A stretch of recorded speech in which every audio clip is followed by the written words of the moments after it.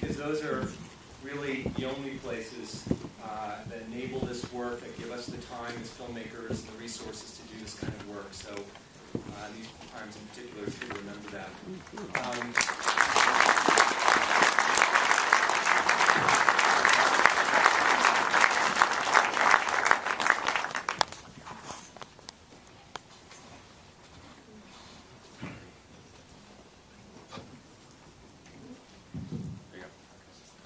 Okay, I'm going to introduce these folks. Let's start down here. Mark Samuels is the executive producer of American Experience and the executive producer of this film. Jerry Flowers, who recognized from the film. Yes, indeed. One of the first responders into the Murrah building. One of the people who spent the most time in the Murrah building that day. Pulled out people. Saved countless members of lives. A real hero.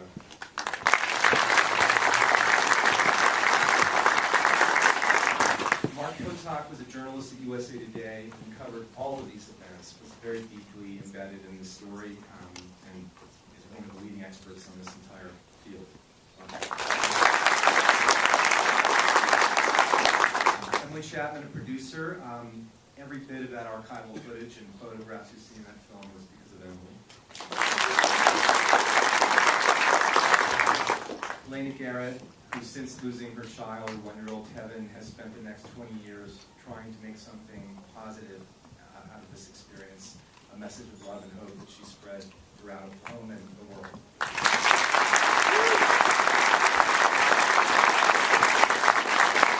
Donna Plessy, our incomparable editor of the film. Susan Bellows, who's the senior producer for American Experience and the senior producer for this film. All of you for being here. I just want to start with a couple quick questions and I'll open it up to the audience. So one is sort of when did this project get started and how did the political climate at the time sort of inspire it? Mark, maybe. It was about a year and a half ago that I was looking into the story of the biggest act of domestic terrorism in our country's history, which alone I thought deserved a film.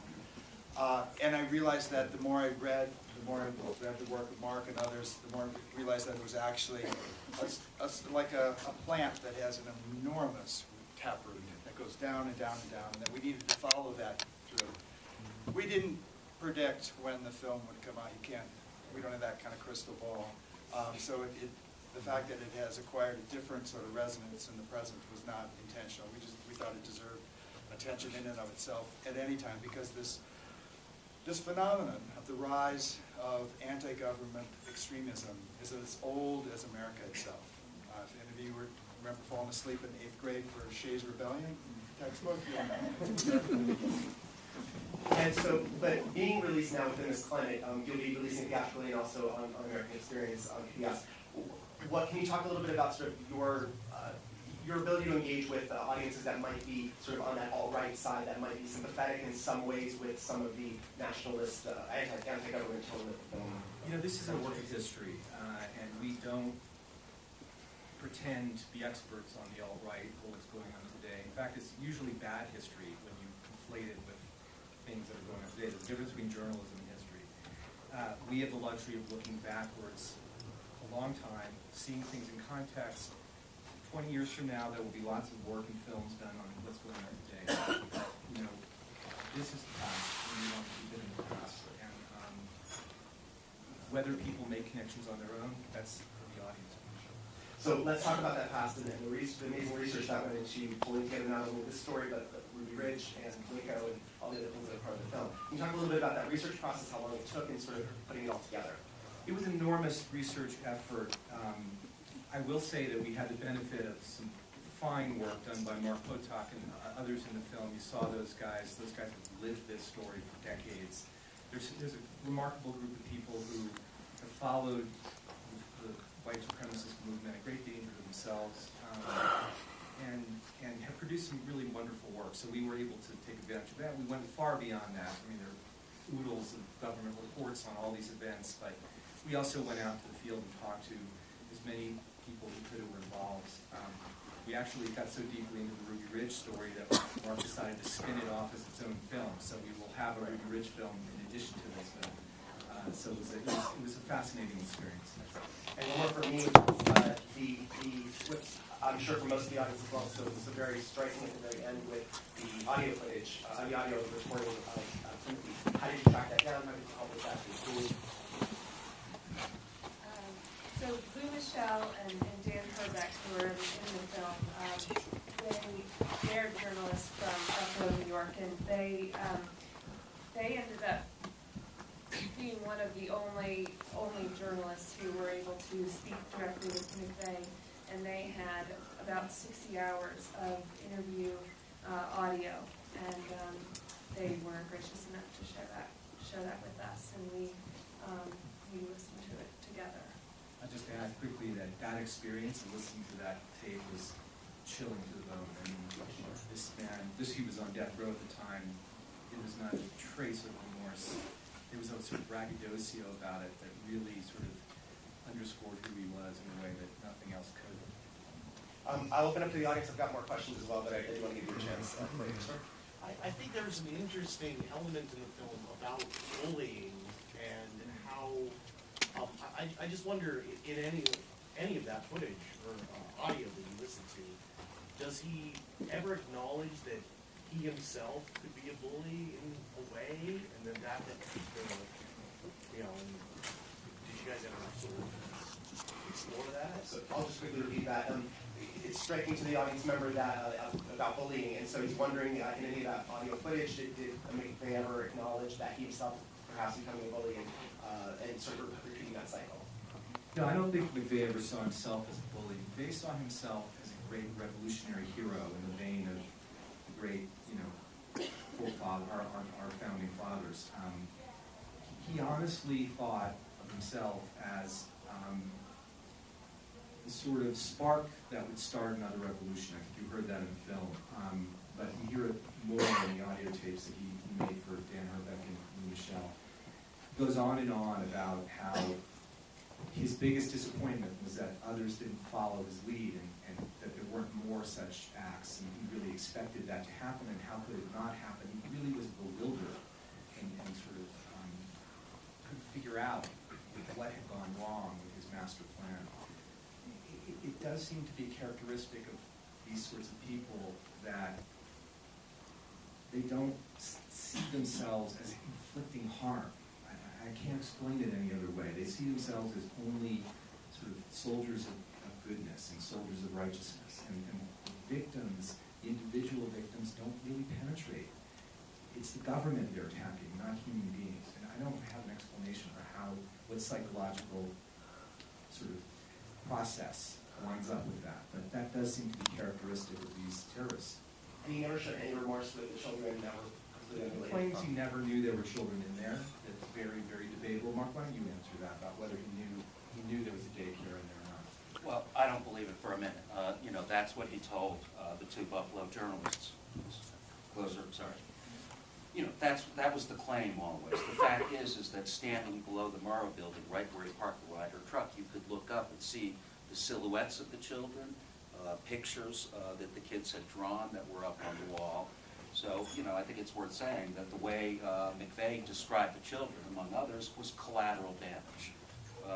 That was his military term for what had happened, and it was too bad. At one point he said, he wishes that all the grandmothers and grandfathers and mothers and fathers would quit their complaining, that this kind of thing happened every day. People die every day of the week. And as Barrett said, he was going to be a great revolutionary hero. So I think that it was that simple to him. It was all about the body count. Let's go right here, please. Yeah, I want to thank American Experience for taking on this subject at this, even though it was before this particular moment, it's very relevant to this particular moment. There's two names I want to ask about. One is to the director of the film, is Janet Reno. My memory is that she was much more involved or accused of giving permission that allowed what happened in Waco to happen in the way that it did. The other name is Steve Bannon. And I want to use the word white supremacist, not alt-right. I'd like to know personally how you feel about having a white supremacist now as the chief advisor of the elected president of the United States. So the first question is Janet Reno. I'll let Mark answer the second question. I see Janet Reno as an extremely tragic figure. This was, I think, her third day on the job is when Waco happened, the original raid. She walked into this, and it was an absolutely impossible situation. I have great respect for and empathy for the FBI agents on the scene. Yes, there were mistakes made, but a lot of that is 20/20 hindsight. We were able to put ourselves in their shoes, and it was very, very difficult to see any other course of action. They were there for 51 days. There were deteriorating conditions in that compound. There were allegations, probably well-founded, of child sexual abuse that had happened previously. Now, there were exaggerations, there's no question about that. In trying to sell a reluctant Janet Reno on this plan, some of the FBI higher-ups exaggerated some of the dangers to the children inside. That said, Janet Reno was extremely cautious. She turned down this gas plant several times. She wanted proof that there was no alternative. And I feel that ultimately no one could have predicted this. I'm convinced absolutely that the Davidians set the fire themselves. And therefore, I really see Janet Reno as a tragic figure in this. I'll take the easy question. American Experience has been on the air for 28 years now. This week marks my 20th year with it. Susan and I have been working together for 12. And if I've learned anything, it's that history has a tremendous amount of value. It can really, I think, enlighten us as individuals, and I do really believe that it can unite us as a nation, knowing about our shared past. That's the value that I think looking backwards to understand the present offers.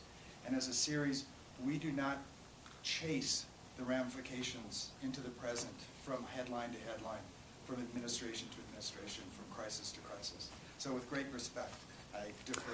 Well, that's why I said a personal respect. My question was a personal particularly the people most of. There's a lot of other questions.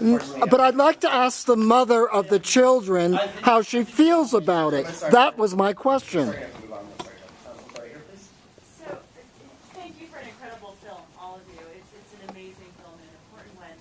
I guess I wonder, you delve into it, but not entirely. Is there a sense that Timothy McVeigh was a different person before he went to war in Iraq? Yeah, we've been asked that question before. I don't think that the protestations about the victims in Iraq came from a sense of compassion from Timothy McVeigh at all. I think he had begun to form a bitter hatred towards the federal government. So he chose to see the war as an example of the federal government's bullying, its being out of control. I don't think it was for a sense of real remorse that he had been involved in the war. I don't believe it. He never showed any other kind of remorse for anyone. So it's hard for me to sort of feel that was real. So we have time for one last question. I'll go in the very back right there.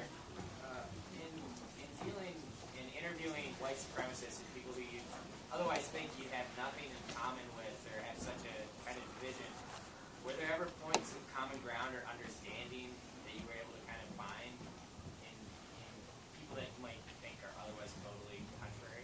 So just quickly, was there common ground in interviewing any white supremacists that you find the story that may surprise you? First of all, I would say, I'm not sure if we've actually interviewed anybody who currently identifies as a white supremacist. I actually became quite close with the daughter of the Weaver family, and there's certainly commonality with everybody. I think that's it's a great question because it's something that I've been considering throughout the whole process, is that there can be differing viewpoints, but we all, at the core, person to person, can find humanity in each other. So unfortunately, we do have to wrap up. I do want to thank you all for being here, especially